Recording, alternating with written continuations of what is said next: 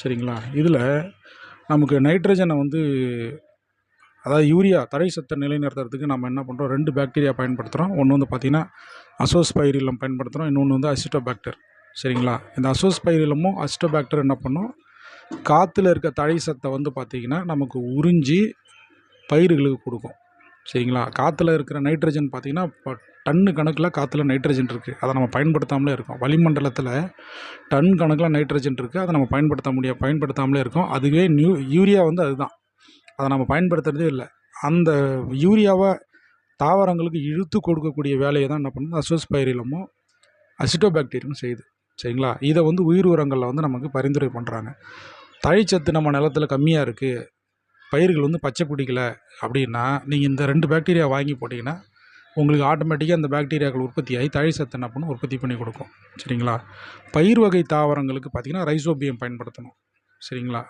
பயிர் வகை தாவரங்களுக்கு ரைசோபியம் அப்படின்னு சொல்லக்கூடிய பாக்டீரியா இங்கே போட்டிங்கன்னா இது வேர்களுடைய முடிச்சில் போய் உட்காந்து அங்கே என்ன பண்ணுன்னா மண்ணில் இருக்கக்கூடியதை என்ன பண்ணும், யூரியாவை மாற்றம் பண்ணி நைட்ரஜன் சத்தை மாற்றி பயிர்களுக்கு கொடுக்கும். சரிங்களா? அடுத்தது மணி சத்துக்கு பார்த்திங்கன்னா பாஸ்போ பாக்டீரியா அப்படின்னு சொல்லிட்டு தனியாக பாக்டீரியா விற்கிது.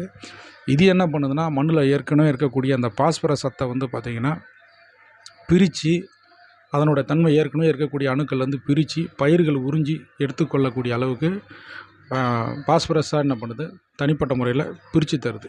இதில் இன்னொரு பாக்டீரியா என்ன பயன்படுத்துகிறோம், வேம் அப்படின்னு சொல்லக்கூடிய பூஞ்சை காளான் வந்து பயன்படுத்துகிறோம். சரிங்களா? இது என்ன பண்ணுன்னா வேர் வளர்ச்சி அதிகப்படுத்தி மண்ணில் எட்டாத தூரத்தில் இருக்கக்கூடிய இந்த மணி சத்தெல்லாம் என்ன பண்ணும், எடுத்து பயிர்களுக்கு மாற்றம் பண்ணி கொடுக்கக்கூடிய வேலையை செய்யுது.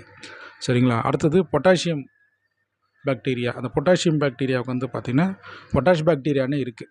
சரிங்களா? இந்த பொட்டாஷ் பாக்டீரியாவை நீங்கள் பயன்படுத்தும் போது என்ன பண்ணுன்னா அந்த செடிமெண்ட்டாக ஆகிருக்கிற கனிம பாறைகளில் படிவமாக இருக்கக்கூடிய அந்த பொட்டாசியத்தை என்ன பண்ணும், வேதி மாற்றங்கள் கெமிக்கல் ரியாக்ஷன் பண்ணி அந்த சத்துக்களெல்லாம் என்ன பண்ணும், நம்மளுடைய பயிர்கள் உறிந்து கொள்ளக்கூடியதாக என்ன பண்ணும் மாற்றி இந்த தேவையான சத்துக்களை என்ன பண்ணும் உங்களுக்கு பிரித்து கொடுக்கும்.